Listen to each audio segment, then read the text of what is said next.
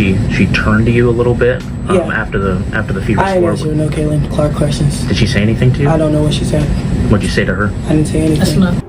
And again, some of this to me probably is not fair to her because it was not anything that she said or was truly based on her personality, but she was a white girl from the middle of America. They tried to tear me down because they knew they couldn't rise to my level. Now I'm still here. Where are they? Ever since Caitlin Clark took her first dribble in the WNBA, it was clear this wasn't just another rookie story.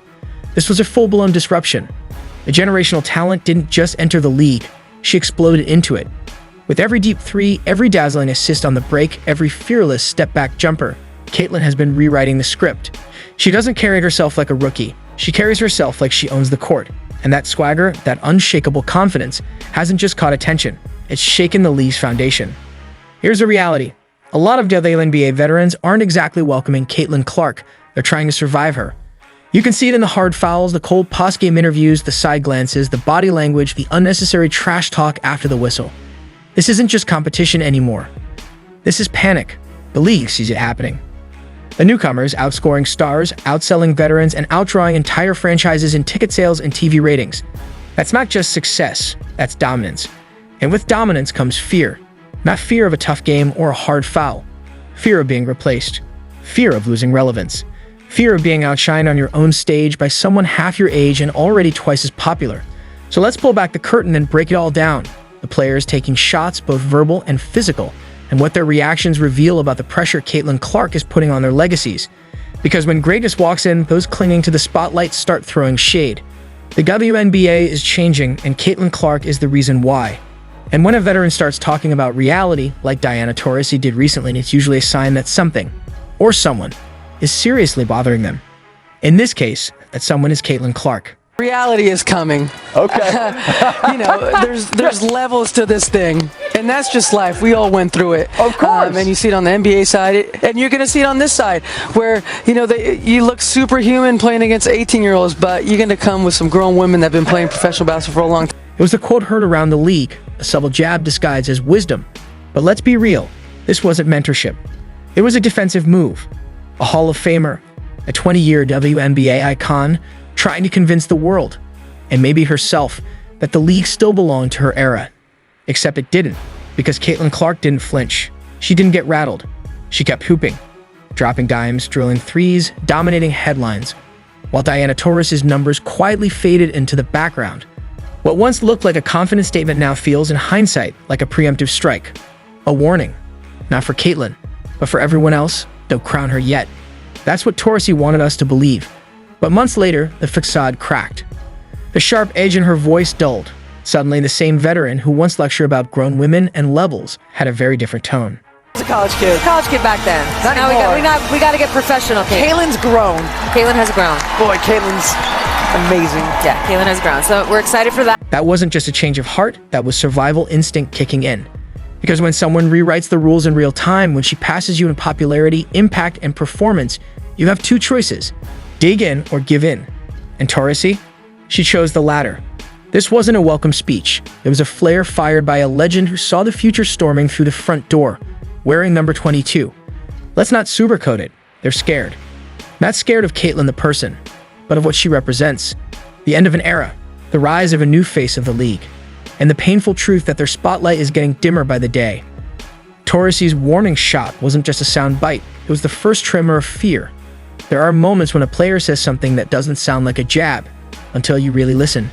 During a media interview, Breanna Stewart was asked a simple question about Caitlin Clark, the kind of softball question that usually gets a polite, respectful answer.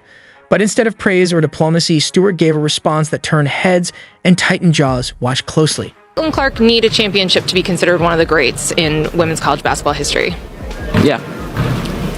That wasn't just a passing comment, it was a boundary being drawn, a challenge issued, a way for one of the league's biggest names to remind everyone that her path to greatness wasn't built on hype, it was built on banners. And yet, beneath the cool tone and veteran calm, there was something else: insecurity. Because Caitlin Clark is doing something Breanna Stewart never had to do, carrying the entire league's spotlight as a rookie. She's packing arenas, breaking viewership records, dominating the conversation every single day, not years into her career, but from the very start. Statistically, Caitlin's already outperforming Stewart in efficiency and creation, and in overall impact. She's got a higher usage rate, She draws more defensive attention. She's the engine of her team and the biggest draw in the league. So what does this season MVP do when a rookie starts shaking the walls? She leans on legacy. She moves the goalposts. She clings to the one thing Clark doesn't have yet, a championship ring. But that's the thing about fear. It doesn't always roar. Sometimes it whispers. It sounds like gatekeeping, like cool dismissals, like quiet lines drawn in the sand. Stewart wasn't just protecting the idea of championships, she was protecting her era. Because deep down, even she knows, Caitlyn doesn't need a ring to take over. She already has. Sometimes it's not about what's said, it's about what's done.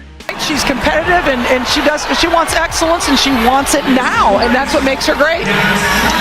Foul call on Alicia Clark, and that is her second. It'll put Caitlin Clark to the stripe. Oh yeah, that's a foul. Alicia Clark delivered a blatant shot to Caitlyn's face. No apology, no explanation. Just a cold, deliberate act that said more than any post-game quote ever could. That wasn't basketball. That was frustration. That was fear. Because Caitlyn wasn't just playing well, she was becoming the story. And for some veterans, that's a hard pill to swallow, especially when the spotlight shifts so suddenly. After the game, Alicia didn't backtrack. She didn't explain, she doubled down. When asked about the media's obsession with Caitlyn Clark, her answer wasn't just dismissive, it was defensive. You have people that have never spoken to a single player in this league, making assumptions and storylines in their head. It's noise. The tone said it all. The message wasn't just aimed at the media, it was aimed at the moment, at the wave Caitlyn brought into the league. Alicia Clark, a seasoned vet, wasn't brushing off narratives. She was pushing back against a new reality that didn't include her in the headlines anymore. She didn't want to hear about Caitlyn. She didn't want to talk about Caitlyn. She just wanted the noise to stop. But the problem is, it's not noise. It's a movement. And in their matchup, the scoreboard told the real story. Caitlyn dropped 20 points, dished 9 assists, and controlled the game. Alicia, just 5 points on limited shots. The impact gap was undeniable. What we saw wasn't just a hard foul or a frustrated interview. It was a veteran being forced to watch a rookie pass her by in real time on national TV. That slap wasn't just contact, it was a message. And deep down, Alicia Clark knows exactly what's coming. There's a certain brand of veteran toughness that gets worn like armor, trash talk, extra bumps, subtle elbows after the whistle. It's not about defense, it's about sending a message. You're not welcome here. And that's exactly what Victoria Vivians tried to deliver when she mashed up with Caitlyn Clark. From the opening tip, Vivians came out with a chip on her shoulder. She played physically, she played loudly. She played like she had something to prove. Not to win the game, but to put the rookie in her place. But Caitlyn Clark doesn't have a place, she makes her own. Vivians tried everything. Words, contact, little acts of intimidation. None of it worked. Clark didn't react. She didn't retaliate. She just kept hooping, scoring, facilitating, controlling the pace, dictating the game. And when reporters asked her about all the hits she's been taking night after night, her answer wasn't bitter. It was real. Yeah, I feel like I'm getting hammered. But that's just basketball. That last line said everything. She knows what's happening. She knows she's being targeted, and she's still not backing down. Because Caitlyn Clark isn't here to be liked. She's not here to play emotional games. She's here to win. And that's exactly what she did. Vivians brought the fight. Caitlyn brought the finish.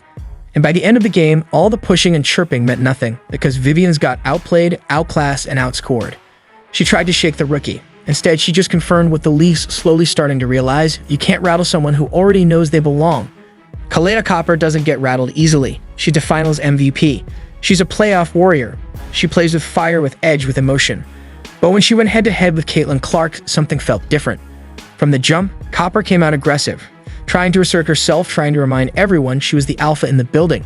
For a while, it looked like classic Copper, physical, vocal, intense. But then Caitlyn started cooking.